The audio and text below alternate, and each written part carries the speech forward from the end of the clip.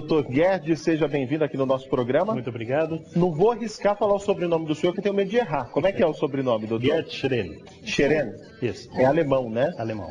Muito bom. Seja bem-vindo aqui na nossa casa, Dr. Guedes, que tem uma clínica em São Paulo, é o único especialista desse assunto. Obrigado pela disposição de estar aqui em Jundiaí, esclarecendo esse tema tão importante para as pessoas que nos acompanham, doutor. Obrigado pela oportunidade. Muito bom. Então, o que seria esse problema? Que a gente estava falando que é muito importante, a gente batendo um papo aqui antes, às vezes os pais mesmo nem percebem que está acontecendo isso dentro de casa.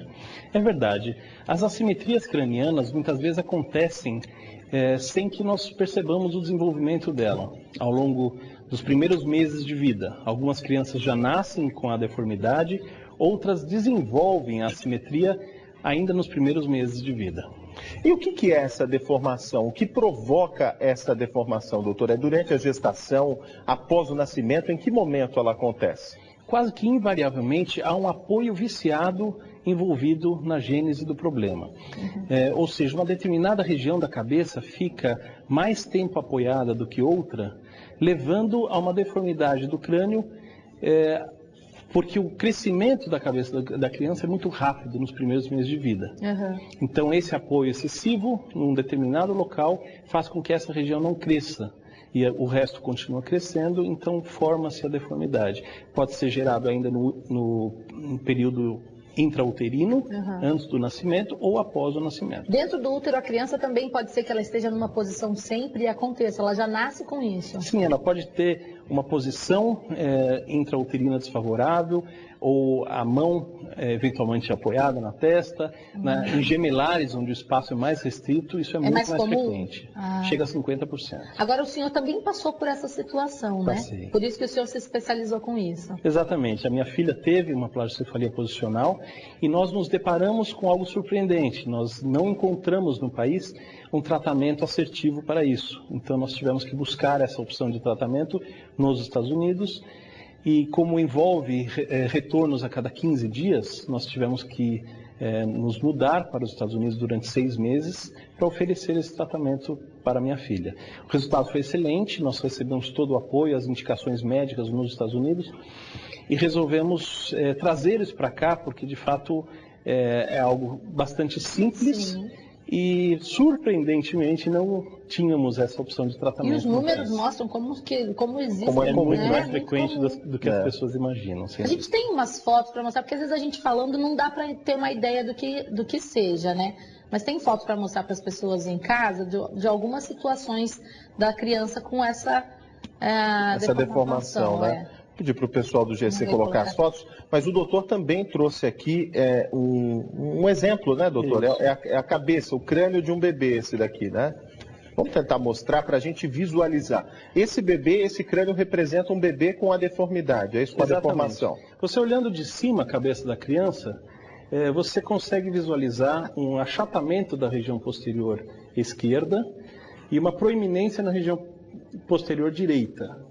Eles estão mostrando a foto, doutor, mas vamos mostrar o crânio agora prático aqui. Depois a gente coloca as fotos novamente aí para as pessoas visualizarem. Aí, isso, agora sim. Tá pegando então, de fato, existe nesse modelo aqui, é facilmente visualizável que existe um achatamento da região posterior esquerda e uma proeminência na região posterior direita. Quando você tem esse achatamento, você tem uma anteriorização da orelha esquerda, achata essa diagonal e alonga essa diagonal.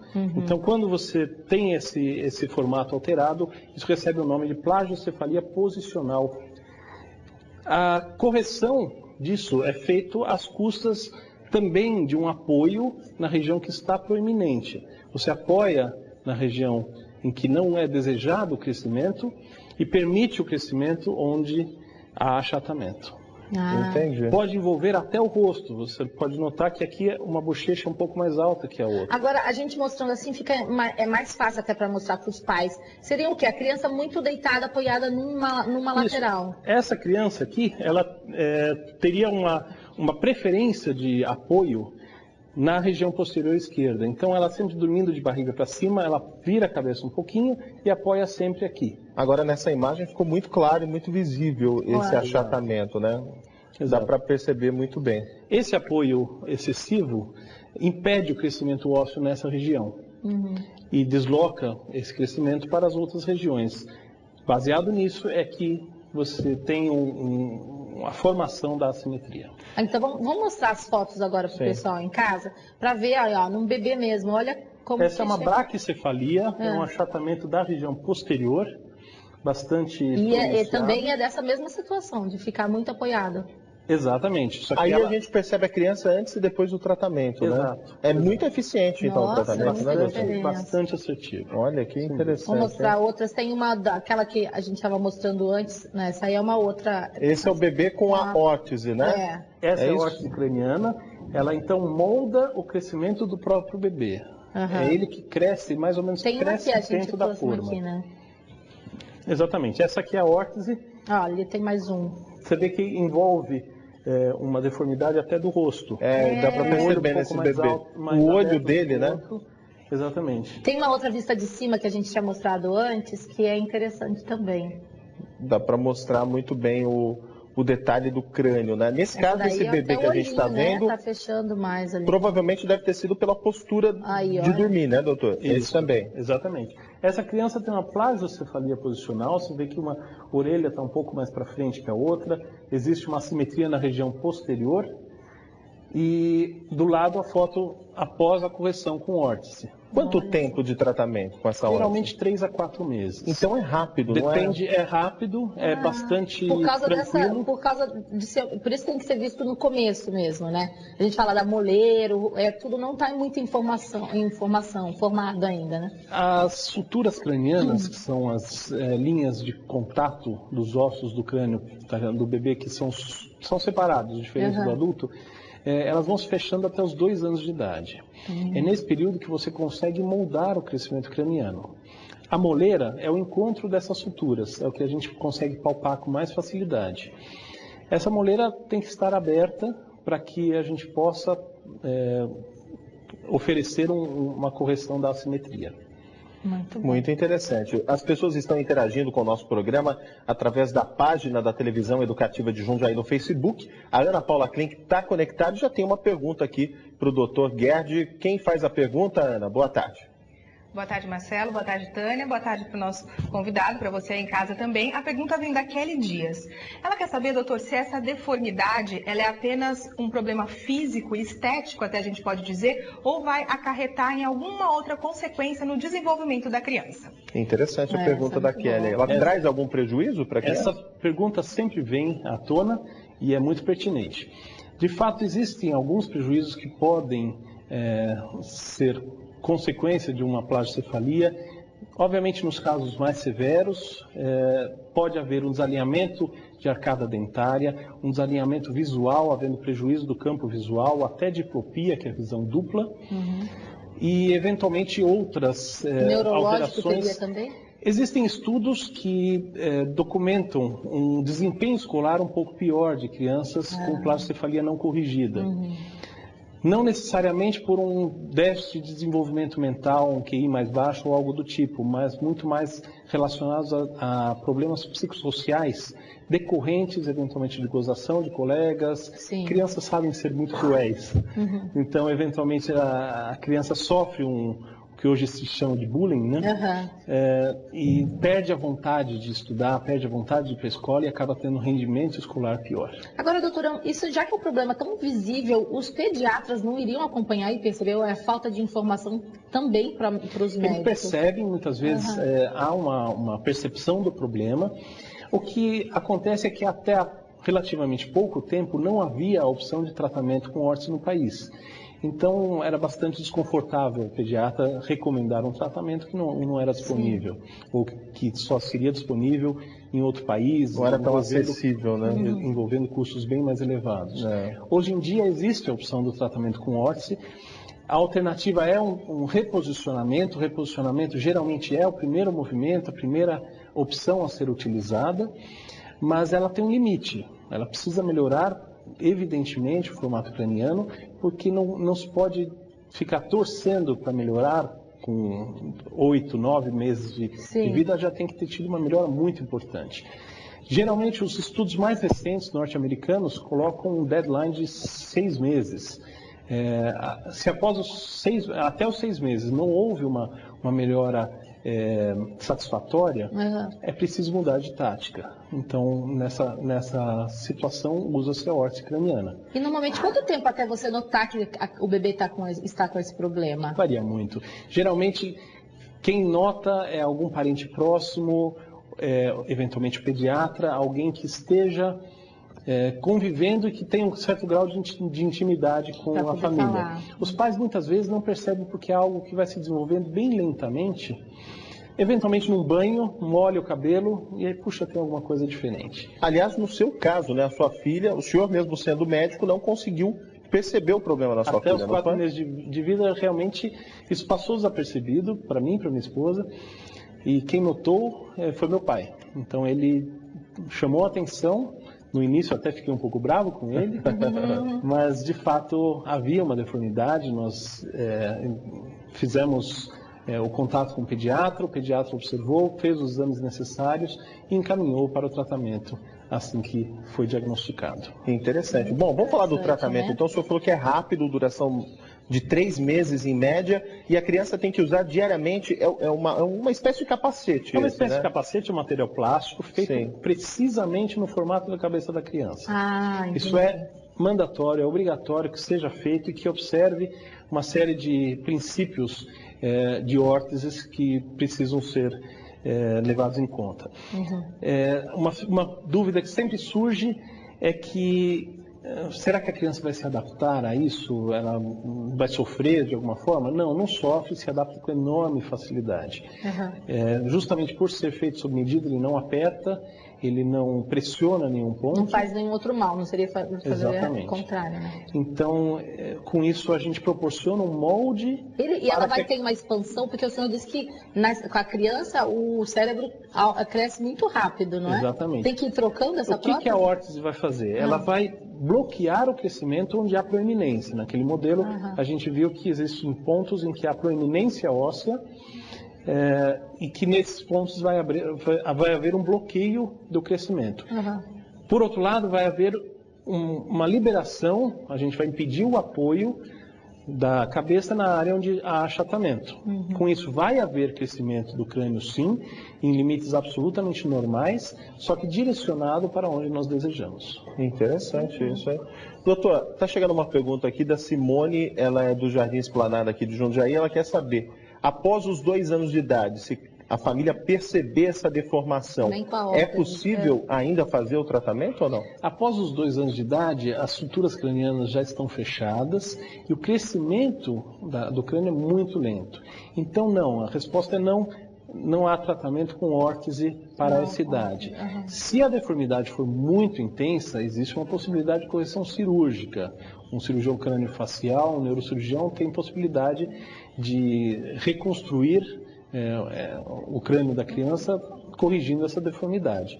Isso, obviamente, é reservado para os casos mais graves. Agora, vamos falar da prevenção. Existe uma forma de prevenir esse problema que os pais podem se atentar? Sem dúvida, é o que nós mais enfatizamos sempre, o diagnóstico precoce e a prevenção. Como se previne isso? Alternando as regiões de apoio da cabeça. Então, embora todo pediatra hoje em dia recomende que a criança durma de barriga para cima para evitar a morte súbita do recém-nascido, ela deve dormir de barriga para cima, mas alternando um pouco, olhando para a direita, um pouco olhando para a esquerda.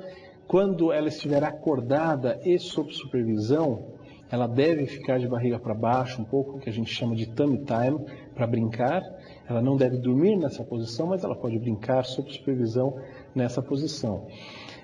Quando você carregar o bebê no colo, evite que se carregue apoiando a cabeça. Tente carregá-la um pouco mais de pé. Tem alguns dispositivos que você consegue fazer isso com mais facilidade. Que dá o apoio, mas não tem essa pressão lá na nuca, né? Exatamente. Alternância de estímulos. Um bebê, por exemplo, que dorme num berço que tem de um lado uma parede branca, lisa, e do outro lado tudo que é legal, ele vai tender a olhar muito mais para o lado esquerdo. Você pode inverter simplesmente a posição que ele dorme no berço. É muito simples. Fazer dormir nos pés, como a gente fala, né? Exatamente. Entendi. Exatamente. São manobras simples e que, se bem realizadas, evitam, de fato, a formação da deformidade. Por outro lado, é preciso ficar atento ao torcicolo congênito, que muitas vezes está envolvido no desenvolvimento da plagiocefalea posicional.